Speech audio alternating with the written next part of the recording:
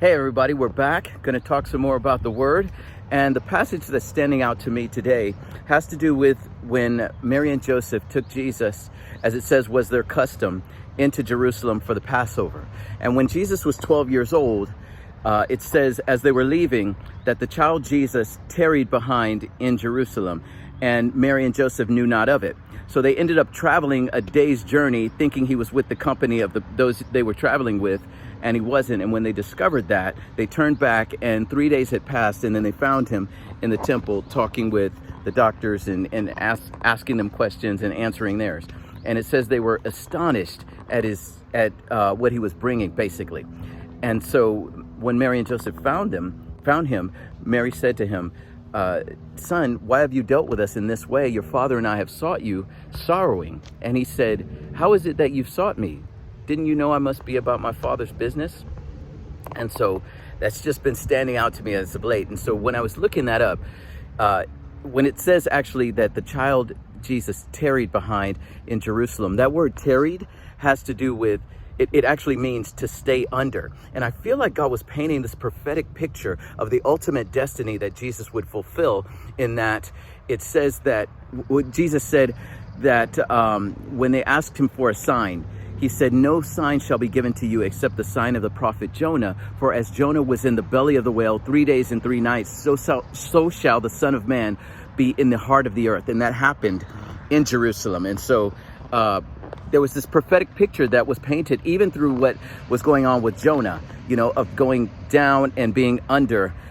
Basically, Jesus, there's a picture behind that. And Jesus also, it also says in Scripture that when the children of Israel were being prepared to come out of Egypt, there was this prophetic picture that was painted then too, because God had them put the blood of the lamb on the doorposts and on the lintel, and which is a picture of Jesus, the sacrificial lamb, and it has to do with the cross.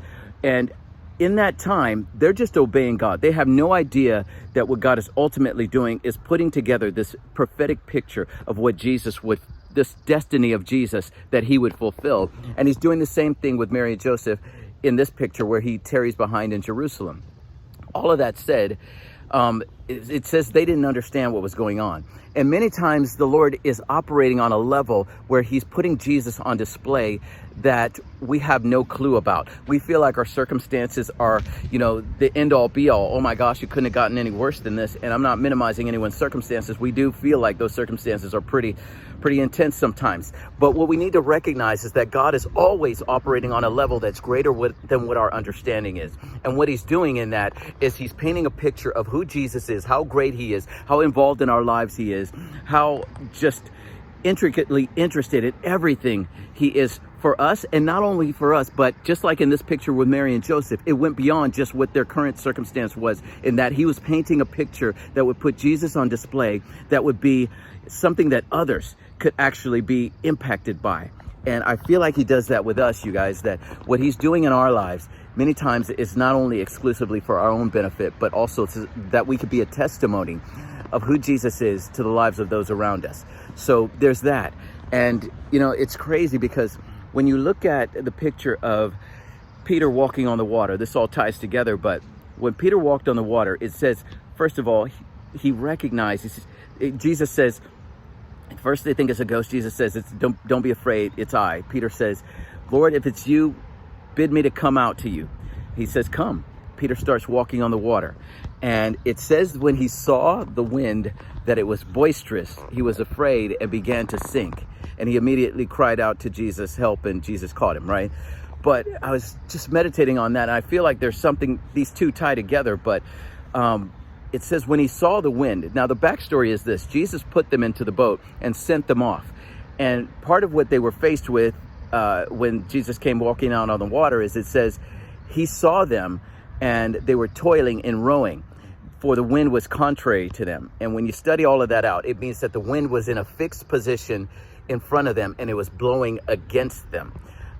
So that being said, this is 12 men in a boat trying to row through this fixed wind, which was already boisterous. They knew that, right? They're trying to get through it, rowing all together. Now, Peter gets out there by himself on the water and he's walking. He ought to know that the wind is boisterous already, because he just got done dealing with it, coming out of the boat, trying to get through it with his other 11 companions, right? The wind had already been in that place, but when he put his eyes on it and focused on that rather than on Jesus, he began to become afraid and started to sink. Now, if Jesus is above it all, which is why we need to keep our eyes on him. Because see, if it's just about, Peter did walk on water. I'll give him that. But here's the thing. God's trying to paint a picture, again, that's bigger than what even Peter's current circumstance is. Because when God does something, it's not just to rescue somebody from their own circumstance. It's to paint a picture. It's always to put Jesus on display, right? In other words,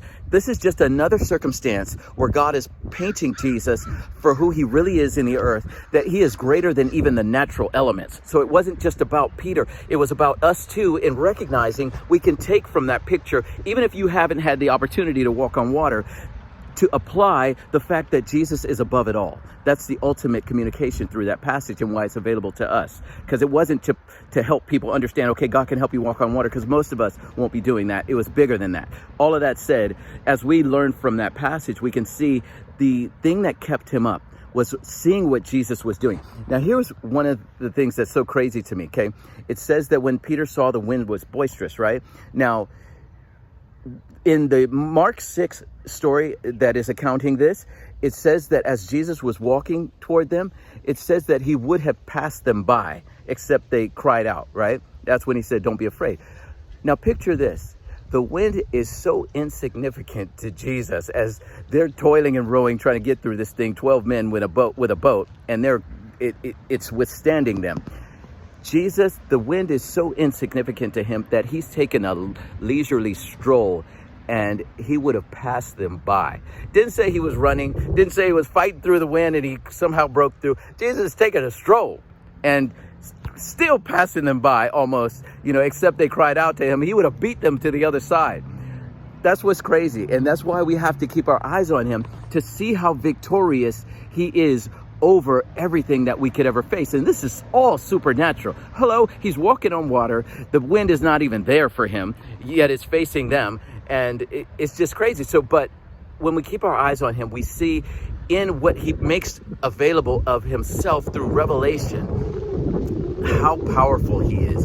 And as we see how powerful he is, it gives us confidence as we deal with the stuff that we're dealing with.